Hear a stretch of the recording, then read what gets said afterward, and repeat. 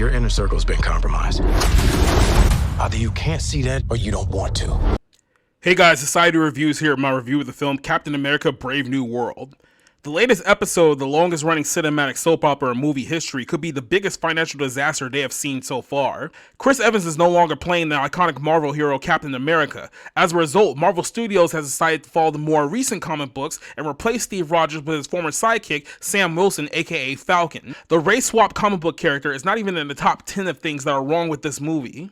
After naming the film Captain America New World Order, Marvel decided subtlety was out of the question and renamed it A Brave New World, and then somehow the context will make it any better. After spending several months shooting the film, Marvel found out the movie was a complete disaster.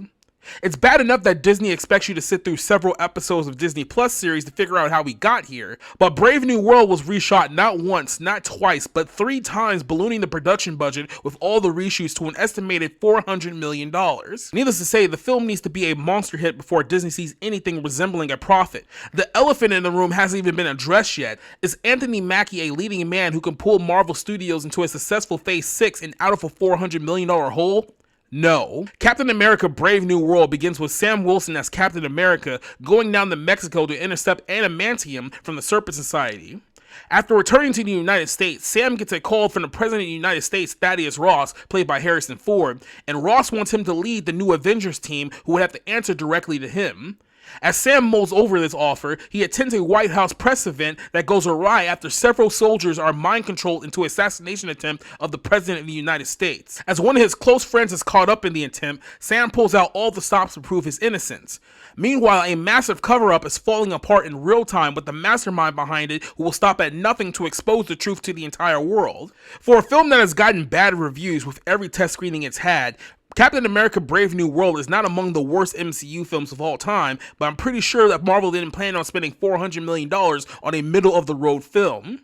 One of the glaring issues of this film is the casting of Shara Haas, who was taking tons of heat for being an Israeli actress, but the real problem is that she is horrendously miscast in a role of a former Black Widow assassin. The actress, who is a survivor of kidney cancer which led to her physical growth being stunted in her youth, is 5 feet tall and despite being 30 years old, looks half her age. Haas is not a bad actress, but she looks ridiculous in a role where everyone in the movie is at least 3 times her size. Harrison Ford is the biggest star of the movie, yet most of his scenes feel like they were shot in the blue screen, which makes his scenes feel very despondent from the rest of the movie. The MCU has run out of ideas to keep their audience entertained, reaching a near 17-year mark in the cinematic universe. Brave New World borrows a few ideas from Winter Soldier, telling a story about how the government has been corrupted from within, and it's up to Captain America to expose the truth to the world.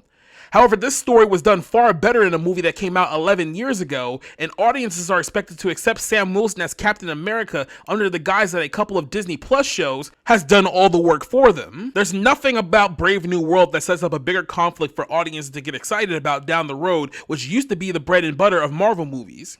When the MCU was at its brightest, not only were they paying off storylines, but they were setting something up later for the future as well. The best way to describe Brave New World is mediocre, which has become the new norm for the Marvel Cinematic Universe. The problem with Marvel is that if they don't use nostalgia, they have nothing to present to audiences. Marvel Studios represents a massive portion of Disney's portfolio, which means they'll continue to produce content that fewer and fewer people are going to care about.